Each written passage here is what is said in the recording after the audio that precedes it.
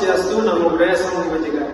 Di sini kami dari Satu STB akan menjelaskan bagaimana pengaruh daripada energi terbarukan, yakni tenaga surya. Oke. Perkenalkan, nama saya Dava Faridiyah dari Satu STB NIM 1052534. Lanjutkan dari teman saya. Perkenalkan, nama saya Muhammad Maulana dengan NIM 1052548.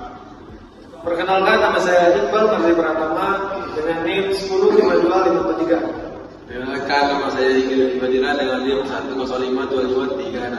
Perkenalkan, nama saya Ati Raswati dengan NIM 1052554. Perkenalkan, nama saya Fahmi Maulana dengan NIM 1052538. Oke, mari kita mulai. Saya akan sedikit menjelaskan apa itu tenaga surya tentang melalui di dunia sini. Nah, seperti yang kita tahu, banyak sekali di dunia ini kita keluar rumah saja sudah melihat matahari, kan? Dalam keadaan siang ataupun pagi, matahari seringkali kita manfaatkan sebagai sumber vitamin D untuk merangsang produksi vitamin D pada tubuh kita, sehingga matahari mempunyai banyak sekali manfaat. Manfaatnya tidak hanya pada manusia, pada hewan juga ada manfaat, pada tumbuhan, pada air, pada juga laut, banyak sekali manfaat yang bisa diberikan oleh matahari. Nah, energi matahari kita bisa bagi menjadi dua, ada energi panasnya, ada energi cahayanya. Untuk energi thermal atau energi panas dari matahari banyak sekali bisa digunakan, seperti pada penghangatan ruangan yang natural tanpa perlu adanya penghangat buatan, ya, seperti yang otomatis ada alatnya itu heat involver di rumah. Kita bisa menggunakan matahari sebagai media yang lebih alami. Nah, panas matahari juga digunakan untuk melakukan pengeringan terhadap makanan, pengeringan terhadap cemilan atau apa yang dibutuhkan untuk pengeringan.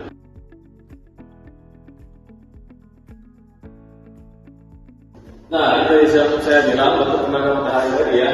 Bisa dilihat ada energi panas, ada energi cahayanya. Energi panas dan cahaya disebabkan secara langsung dan secara tidak langsung. Nah, secara tidak langsung banyak sekali hal seperti cuaca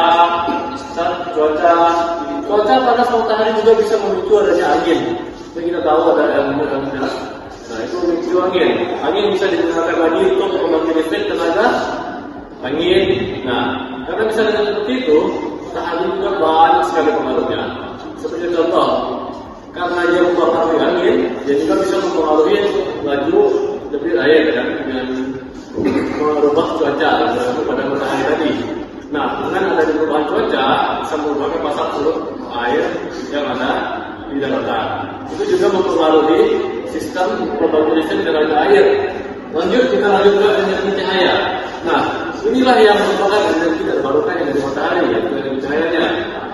Energi cahaya matahari biasa ditangkap oleh panel-panel. Nah, panel-panel ini kita sering sebut panel surya. Panel surya yang diletakkan di atap rumah ataupun di mana, di daratan lah biasanya. Di atas mobil pun kan sering diletakkan panel surya sebagai sumber ataupun pemroduksi, ya, dari cahaya matahari jadi sumber energi listrik untuk digunakan untuk peralatan elektronik maupun mobil. Nah, prinsipnya adalah mengubah cahaya yang diterima dari matahari menjadi energi listrik, adalah satuan daya, ya. Nah, ini sekarang kami cahaya matahari juga dapat berkonversi menjadi energi listrik. Nah, seperti yang tadi lihat, banyak sekali sekarang sudah memanfaatkan energi listrik menggunakan cahaya matahari, tapi sayangnya cahaya matahari ini bersifat masih homogen atau berubah-ubah, bersifat tidak homogen, atau bisa berubah-ubah dengan cuaca, dengan iklim. Jadi dengan waktu juga ada waktu yang benar-benar mataharinya sinar mataharinya sangat tinggi hingga pas jam 12 siang, ya, pas matahari di atas kepala kita itu sangat tinggi dan pemanfaatannya bisa sangat maksimal untuk panel surya. Dia bergantung pada waktu juga, bergantung pada cuaca. Jadi itu adalah kelemahan dari cahaya matahari sebagai energi terbarukan. Nah, untuk selanjutnya kita akan lihat bagaimana radiasi dan iradiasi yang ada pada matahari.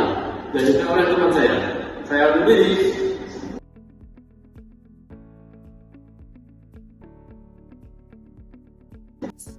Oke, sudah dijelaskan oleh kami tadi tentang energi daripada matahari tentunya.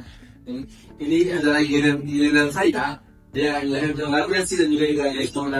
Apa itu radiasi? Radiasi adalah yang persatuan luas. Iradiasi atau exposure adalah kurang lebih dari radiasi mana kelama periode waktu satuan yang antara kilowatt per meter kubik atau watt per meter kubik. Dan pengukurannya dilakukan menggunakan alat yaitu dirakun atau secara reference dan kondisi surya. Nilai puncak radiasi kepada matahari langsung sekitar 1 kilowatt per meter kubik. Nilainya sekitar 0,8 kilowatt per meter kubik. Oke, sekarang kita beralih ke waktu puncak matahari. Di sini kita akan mengetahui dalam matahari itu puncak matahari kapan, dan konsep ini akan sangat penting untuk merancang dari pembangkit listrik tenaga surya. Nah, iradiasi yang dinyatakan dalam waktu puncak matahari yaitu jumlah yang dimana intensitas matahari setara dengan 1 kilowatt per meter kubik. PSH digunakan sebagai dasar penting dalam perencanaan dan perhitungan sistem tenaga surya karena energi matahari tersedia secara rata sepanjang hari maupun sepanjang tahun.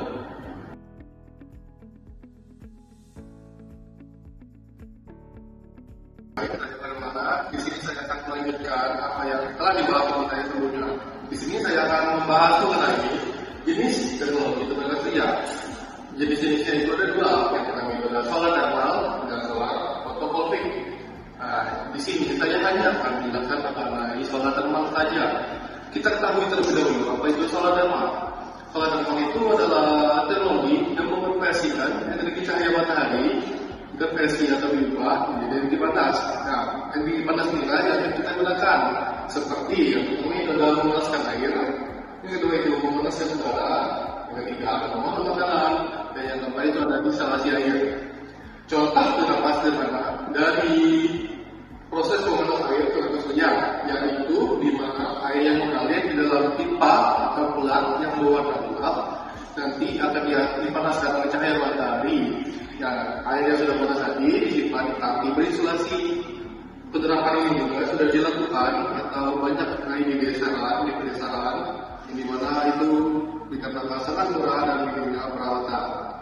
Baik, mungkin sekian penjelasan saya. Jadi selanjutnya akan dibahas oleh teman saya. Terima kasih. Baik, jenis teknologi tenaga surya selanjutnya adalah solar photovoltaik. Adalah teknologi yang mengubah cahaya matahari langsung menjadi energi listrik menggunakan sel semikonduktor yang biasanya berbahan silikon. Sistem ini bekerja tanpa bagian yang bergerak, tidak bisik dan tidak menghasilkan emisi.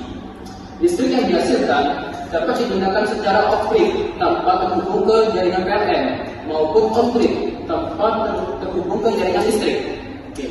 Selanjutnya, prinsip kerja dasar dari solar photovoltaik sendiri didasarkan pada efek fotovoltaik, di mana material sel surya mampu menyerap foton atau partikel cahaya dan melepaskan elektron sehingga menghasilkan arus listrik DC atau direct current searah. Dan juga teknologi fotovoltaik sangat modular dan bisa diaplikasikan pada instalasi kecil. Contohnya adalah lampu taman dan juga instalasi rumah. Bisa juga dalam instalasi pembangkit listrik skala besar.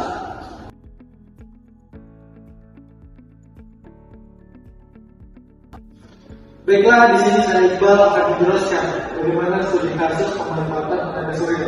Jadi, pemanfaatan tenaga surya pernah dilakukan pada saat bencana alam yang terjadi di Aceh. Bencana alam yang sangat dahsyat, kemudian gempa bumi dan juga tsunami yang mengakibatkan krisis air bersih dan juga keterbatasan akses listrik. Akibat dari hal tersebut, beberapa tim yakni Konten Energi, Kamar Dagang Indonesia Jerman dan juga Idogam Direct melakukan sebuah kerjasama untuk menciptakan inovasi mengatasi keterbatasan akses tersebut, yang dimana mereka menciptakan 43 buah sistem pemasangan solar rumah tangga, 12 buah lampu penerangan dan juga tampungan air sebanyak 43 meter kubik yang semuanya beralaskan sistem panel tenaga surya.